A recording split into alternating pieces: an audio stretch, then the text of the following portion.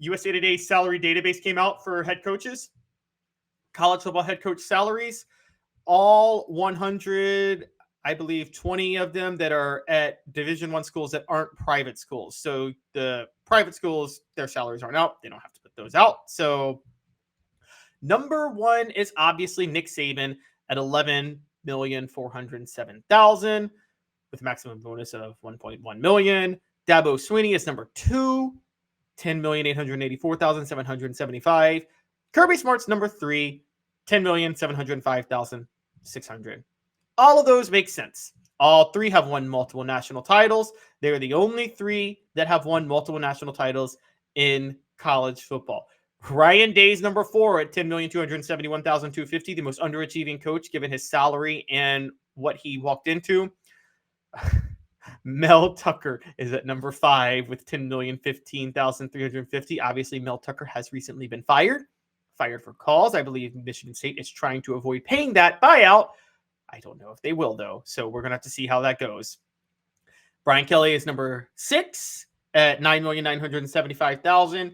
As of right now, that is overpaid, and I was somebody who believed in Brian Kelly, but he's let me down so far, so that is overpaid.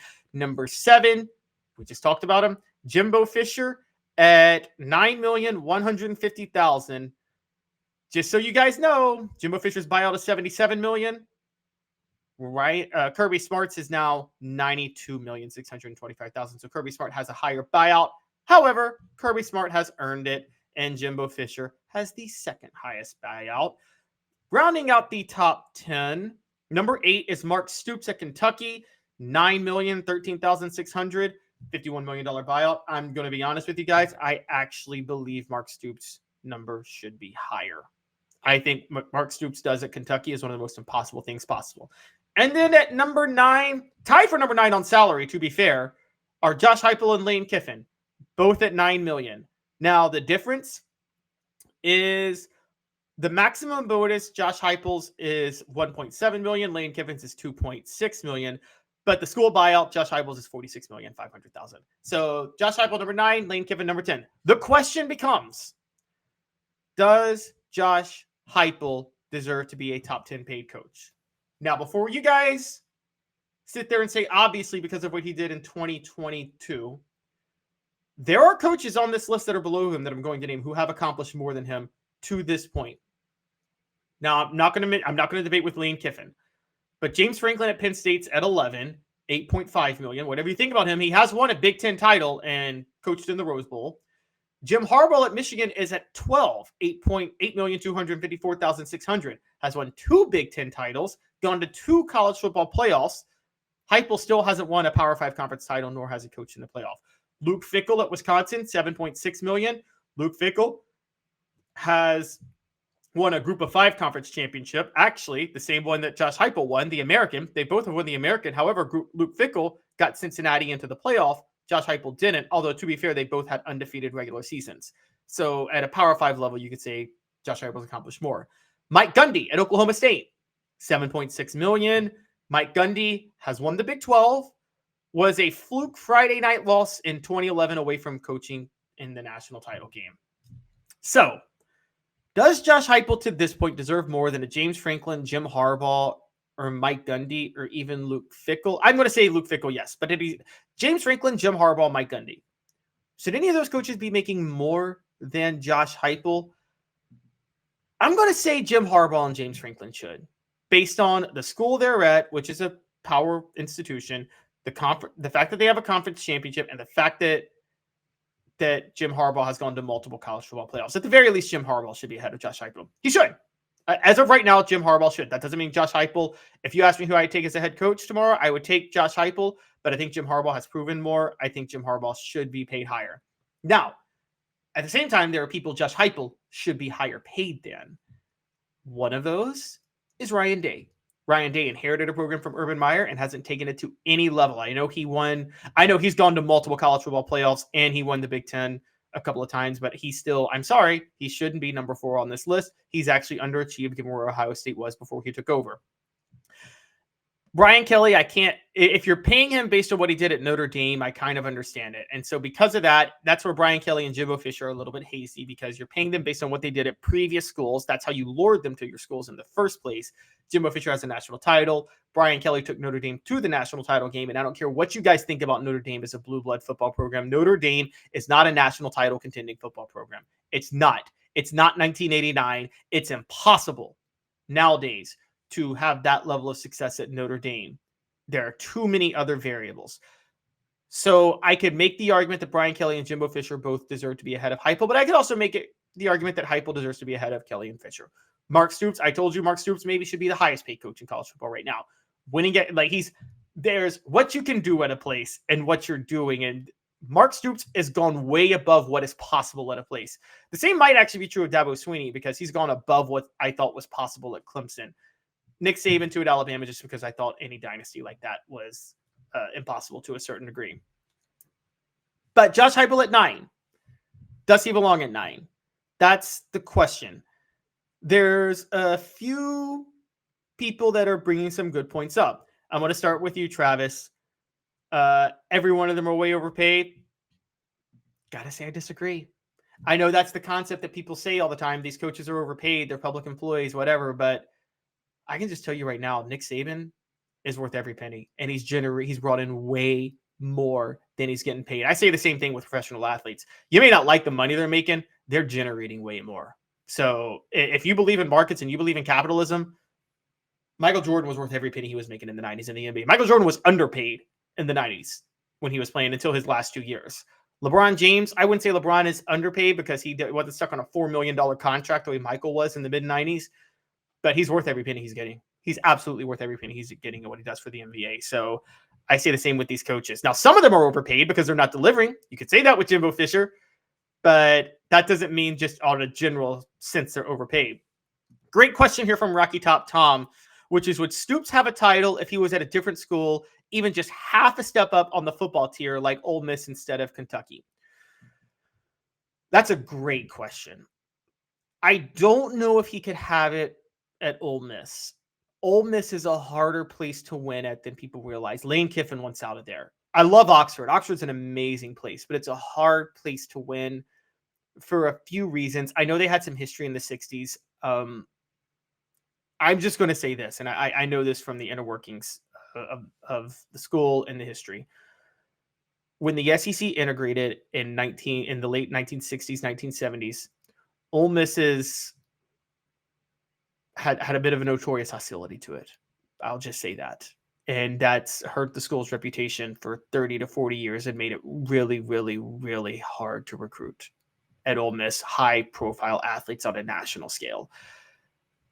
I don't know if Ole Miss, if Mississippi State or Ole Miss were kicked out of the SEC, like if Mississippi State was kicked out, then yeah, Ole Miss could win a national title because the football talent at Mississippi State is absolutely incredible.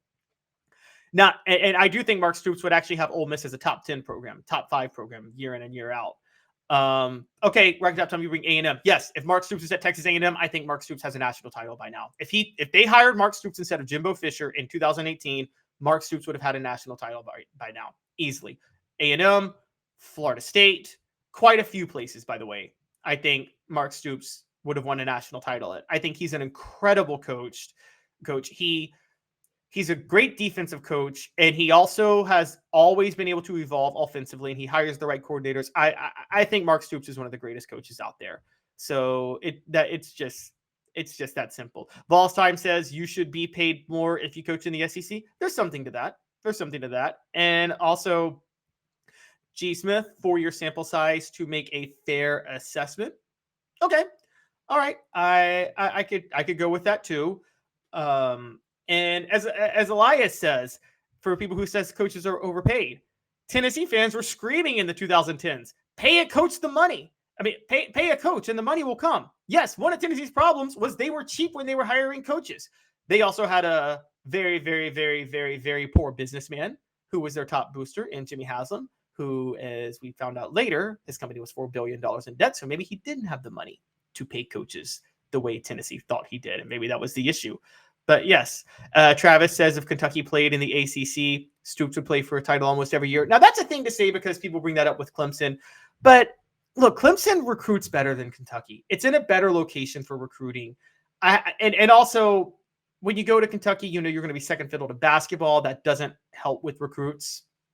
So even though Clemson's in the ACC, they do recruit better than Kentucky. I don't think Kentucky could replicate what Clemson did in the ACC. I don't. And if you question that, I mean, Mark Stoops has coached at Kentucky over a period of 10 years where for a while the SEC East, not the SEC, but the SEC East was bad. Now, while the SEC as a whole was the tougher conference, you guys have to remember there has been periods where the East was, I mean, the Big Ten East was tougher than the SEC East. You could actually make that argument this year. And so it's not like Stoops hasn't had a clearer path to winning the division. I mean, Missouri won the division, the second and third year in the league. So there are times when the East was down.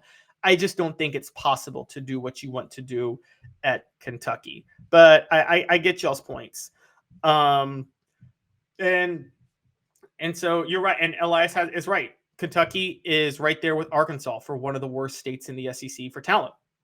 It is. And one thing Arkansas has that Kentucky doesn't is Arkansas can at least go into Texas and get some talent. Texas A&M joining the SEC, we kind of underrated how much that hurt Arkansas because Arkansas had a decent, credible program before that because they could go into Texas and sell being in the SEC and out-recruit Texas A&M, Texas, and Oklahoma. Now with all three of those schools in the SEC, Arkansas is just in big, big, big trouble as a program long-term. So I think we're all pretty high on Mark Stoops. I'm with you guys. I think Mark Stoops has maxed out what's possible at Kentucky, just like Bear Bryant maxed out what was possible at Kentucky in the 40s and the 50s. Josh Heupel's probably where he needs to be, but I do think it's clear cut that Jim Harbaugh should be making more than Josh Heupel right now. And that's my only pushback on where he needs to be with his salary. As far as maximum bonus, you guys are going to love this. Kenny Dillingham at Arizona State has a $5 million maximum bonus. Hugh Freeze at Auburn has $3.3 million. Jim Harbaugh, to be fair, does have $3.275. Mark Stoops has $3 million. Lane Kiffin, $2.5 million. Kirk Ferentz, Deion Sanders, Matt Campbell, Zach Arnett, Jeff Brom. Now, maximum bonuses, guys, part of that is what we're talking about. Can you hit your maximum bonus at the school you're at? And that's not always possible. So that's where we're at with that. Kind of an interesting look overall with coaches' salaries. I think that some of them do amazing jobs. Now, where does this go? Here comes a question. Where does this go with the 12-team college football playoff, particularly with maximum bonuses? So let's take a Mark Stoops at Kentucky because we're asking about him. Mark Stoops, if I were wanting a bigger challenge, I would go somewhere else to try to coach for a national championship in this system. But with the college football playoff expanding to 12 teams, Stoops has a pretty good gig at Kentucky. He ain't getting fired. He's beloved as a coach. He's got too much credibility as the football coach there. And you might be able to sneak Kentucky in to the 12-team college football playoff. Now, I'm looking back at Stoops' track record as a Kentucky head coach to this point, and probably the only year that he would have had a debate to get into the 12-team playoff would have been the 2018 season. They were number 15 at the time, so they may have just been out of it. Had they not lost to Texas A&M in overtime, though, they actually would have been in it, even though they did get blown out by Tennessee that year. They always get blown out by Tennessee. And then in 2021, also went 10-3. Again, if he missed the college football playoff, it would have been because he was upset by Tennessee when he never should have been. But that's Tennessee always finds ways to upset Kentucky. So, but undefeated this year, a 12-team college football playoff, you might see Stoops staying at Tennessee. And so I think it's a big deal. I think it's going to alter what coaches do in the future because they will realize there's less pressure and they can still compete and reach the goal of competing for the national title with the 12-team playoff. It's actually going to limit to a degree the coaching carousel. You might not see Brian Kelly bolting Notre Dame for LSU if there's a 12-team playoff. I mean, that's the honest truth. Those type of bolts may not happen as much with the 12-team playoff. So that's going to be interesting to see where that all goes.